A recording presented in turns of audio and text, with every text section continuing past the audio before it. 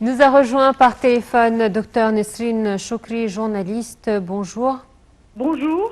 Alors, on va revenir justement sur ce colloque qui s'est tenu hier, le 34e colloque, à l'occasion des célébrations du 48e anniversaire de la glorieuse victoire de la guerre d'octobre.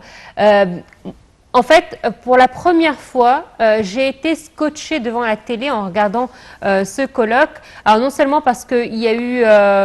il y avait des choses inédites qu'on apprenait pour la première fois, mais il y avait ce moment particulier qui, pour moi, résume vraiment l'âme des forces armées, le courage des forces armées, l'éducation des forces armées, le moment où, ce moment intime qu'il y a eu entre le président Abdel Fattah el-Sisi et le général Dr Samir Farag.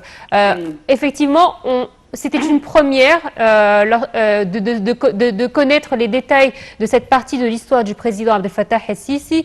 Et c'est vrai qu'on a vu toute la grandeur, non seulement du président Abdel Fattah el-Sisi, mais surtout du général, Dr Samir Farag, qui a été dévoilé que c'était le commandant du président dans une partie, dans ses débuts de sa vie militaire, et de par sa, on va dire, noblesse, il n'a jamais révélé cette chose, il n'a jamais essayé de se mettre en valeur en informant les médias de ce passage de leur vie à tous les deux, et rien que dans ces moments-là, on a vu en fait la grandeur des forces armées.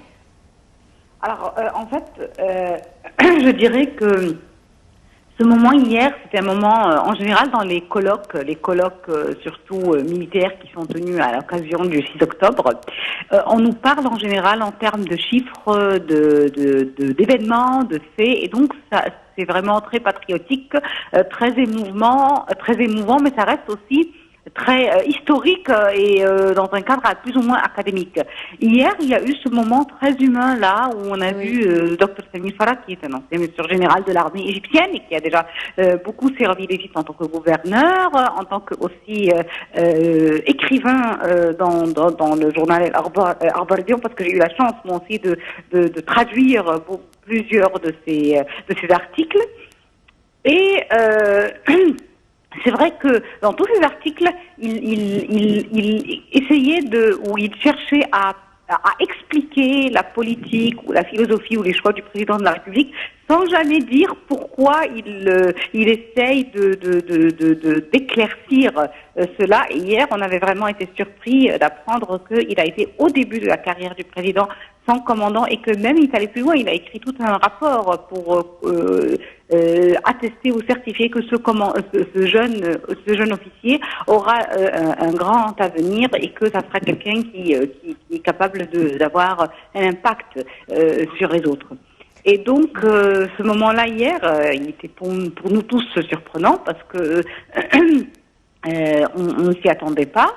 Et encore plus surprenant par la réponse du président de la République qui a veillé à garder, qui a veillé toujours à respecter, vous savez, la vie militaire, elle a son système et je crois qu'il a continué à le respecter. Le fait que c'était son commandant dans le passé, même si aujourd'hui il devient le président de la République et qu'il est le commandant général suprême des forces armées, il reste toujours pour lui son ancien commandant et donc il a fait preuve à l'égard de Dr Samir Farag de vénération et de respect. Et de loyauté. De loyauté et de gratitude surtout. Oui.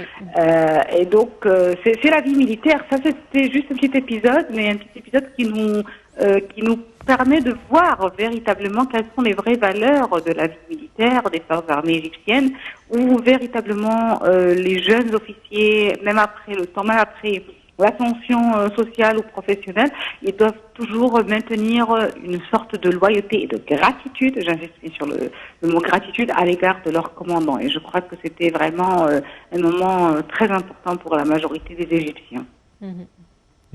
Docteur Nesrine Chokri, bonjour.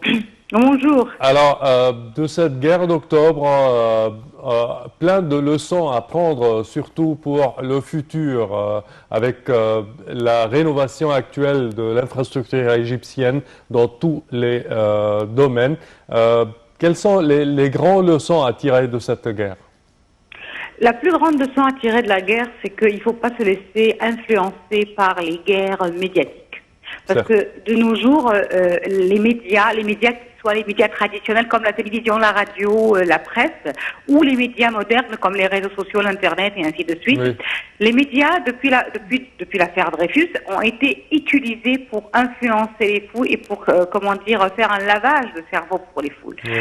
Et à l'époque de la guerre d'octobre, avant le 6 octobre 1973, il y a eu un lavage de cerveau mondial, que ce soit à travers les médias ou même à travers les responsables des pays occidentaux qui venaient souvent en Égypte, qui voulaient vraiment préparer l'opinion publique égyptienne et faire un lavage de cerveau aux Égyptiens, qu'ils soient forces armées, peuple ou même direction, du fait que vous avez été vaincu et vous devez demeurer vaincu parce que vous ne pourrez jamais changer cette situation sur le terrain.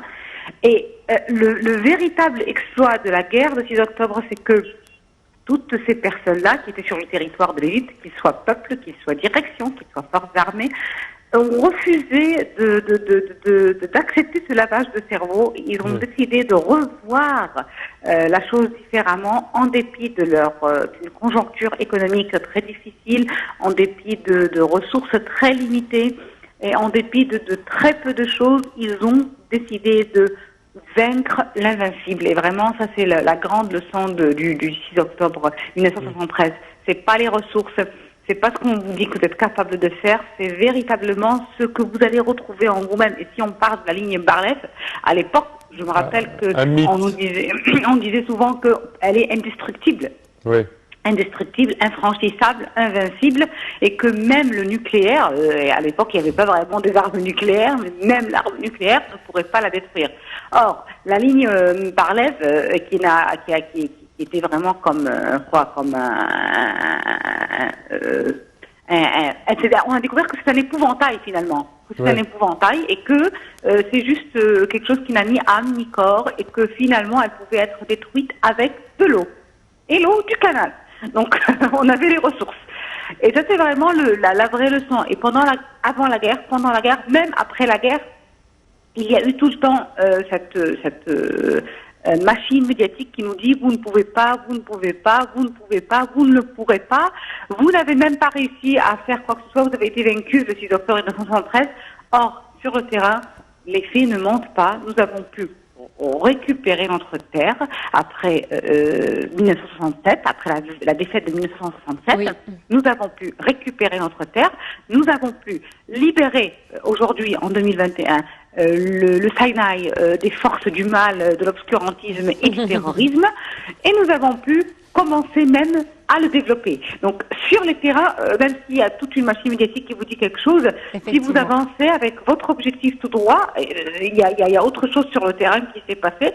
Et finalement, l'épouvantail, la politique de l'épouvantail, que ce soit la ligne Barlef, que ce soit le terroriste, que ce soit vos ressources sont limitées, que ce soit vous êtes incapable, il y aura toujours un épouvantail qu'on va dresser devant vous, mais cet épouvantail finira par disparaître. Et je crois qu'aujourd'hui, nous avons pu dire au monde entier, l'épouvantail n'existe pas dans nos esprits en tant qu'Égyptiens. Exactement. Docteur Nesrine Chokri, merci à vous de votre participation à cette édition spéciale donc de notre programme Bonjour l'Égypte. Voilà, comme je vous le disais en début d'émission, tout le mois d'octobre sera consacré aux célébrations de la guerre d'octobre, la victoire de la guerre d'octobre. J'ai été ravie de vous présenter cette édition ce matin. Merci de votre fidélité. Merci Sam. Merci Noah. Merci chers téléspectateurs et bonne suite de programme, toujours sur LTV International. Au revoir.